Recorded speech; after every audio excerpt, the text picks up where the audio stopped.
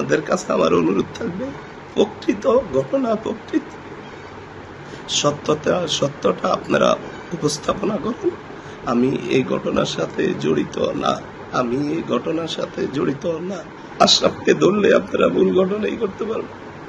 31 তারিখের ভিডিওটা দেখবেন, একজন ত্যাগী নেতারে তার নিজ হাত দিয়ে কিভাবে মারছে। যারা নোংরা রাজনীতি করতেছেন তাদের কাছে আমার একটা অনুরোধ থাকবে, আপনারা নিজেদের স্বার্থ হাসিল করার জন্য আমার মতো একটা লোকের আপনারা কেন এখানে পাঠিয়েছেন। আমি থানা যুবদলের সভাপতি হিসাবে একটা সালিশ বৈঠক আমি করতে পারি, আমি তো বিল্লালের গায়ে হাত দেই না। বিল্লাল আমাকে ধাক্কা দিয়েছে।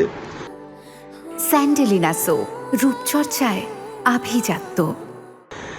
সব ভিডিও আছে ওখানে, মার্কেটের সব লোকজন ছিল, সবাই দেখেছে।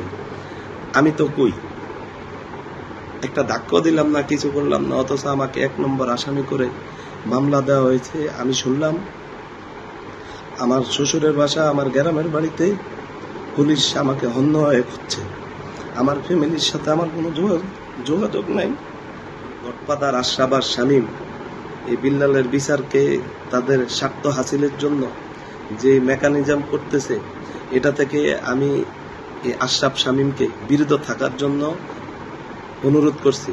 আপনারা রমনা থানা বিএনপির সভাপতি সেক্রেটারি কিভাবে হয়েছেন এটা আপনারাও জানান, আমরাও জানি। আমি আনারকলি সুপার মার্কেটে ব্যবসা করি আজকে 27 বছর ধরে। মার্কেটের একটা দোকানদার বলতে পারবে না কারোর সাথে আমি উচ্চ বাক্য বা খারাপ ব্যবহার করেছি বা অন্যায় কোনো কাজের সাথে আমি জড়িত ছিলাম। মিডিয়া ভাই সহ সকলের কাছে অনুরোধ থাকবে, ইলেকট্রিক মিডিয়া এবং সংবাদপত্র ভাইদের কাছে, আপনারা জাতির বিবেক, আপনারা ওখানে গিয়ে প্রত্যেকটা ব্যবসায়ীর সাথে আলোচনা করে দেখেন। আমি আমার এই এলাকায় কোনো সাদাবাজি কাউকে করতে দেই নাই, কোনো অন্যায়ের সাথে কাউকে জড়াতে দেই নাই। এটা করতে দেই নাই দেখেই আজকে আমার বিরুদ্ধে আশরাফ শামীম সহ সবাই আমার বিরুদ্ধে অপচার করে আমাকে এই মিথ্যা মামলায় ফাঁসিয়ে নিরীহ নেতাকর্মীদেরকে ফাঁসাতে চাচ্ছে। 22 সালের শেষ দিকে আমি এই রমনা থানা যুবদলের দায়িত্ব পেয়েছিলাম। অনেকবার গুম হয়েছি, খুন হয়েছি, মিথ্যা মামলার শিকার হয়েছি, সন্ত্রাসীদের হামলার শিকার হয়েছি, কিন্তু রাজপথ থেকে একদিনের জন্য আমাকে কেউ সরাতে পারে না। প্রত্যেকটি কর্মসূচি পালন করেছি। সেই 11 জনের যুবদলের কমিটি আজকে 1000-এর উপরে রূপান্তরিত হয়েছে আমার ভালোবাসায়। আজকে আমার জনপ্রিয়তাই আমার কাল হয়ে দাঁড়িয়েছে। আশরাফ ওখানে দাঁড়িয়ে বলেছে, বাবুর এত জনপ্রিয়তা, বাবুর সাথে এত লোক কেন, সবাই আমার সাথে যাবি, না গেলে তোদেরকে মারবো। এই বলে অনেকের গায়ে হাতও দিয়েছে আশরাফ, অনেকের গায়ে হাত দিয়েছে শামীম। আমি যুবদলের, কেন্দ্রীয় যুবদলের প্রেসিডেন্ট সেক্রেটারি, মহানগর যুবদলের প্রেসিডেন্ট সেক্রেটারির কাছে আমার আকুল আবেদন থাকবে, আপনারা সঠিক তদন্তের মাধ্যমে আপনারা যদি আমি অন্যায় করে থাকি আমার বিরুদ্ধে ব্যবস্থা নেবেন।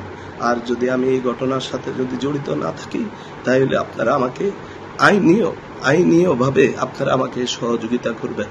এই দল করতে গিয়ে অনেক নির্যাতনের শিকার হয়েছি। এই দল করতে গিয়ে অর্থনৈতিকভাবে ভঙ্গুর হয়েছি। এই দল করতে গিয়ে জীবনের শখ আহ্লাদ সব ভুলে গিয়েছি। এই দল করতে গিয়ে আমার ফ্যামিলিকে আমি অনেক কষ্ট দিয়েছি। এই দল করতে গিয়ে আমার বাবা, আমার মার সম্পদ বিক্রি করে আমি এই দলের পিছনে অনেক টাকা নষ্ট করেছি। আজকে আমি জনপ্রিয়তার কারণে আজকে আমার বিরুদ্ধে এই ষড়যন্ত্র। তাই আপনাদের কাছে আমার অনুরোধ থাকবে, প্রকৃত ঘটনা, প্রকৃত সত্যটা আপনারা উপস্থাপনা করুন।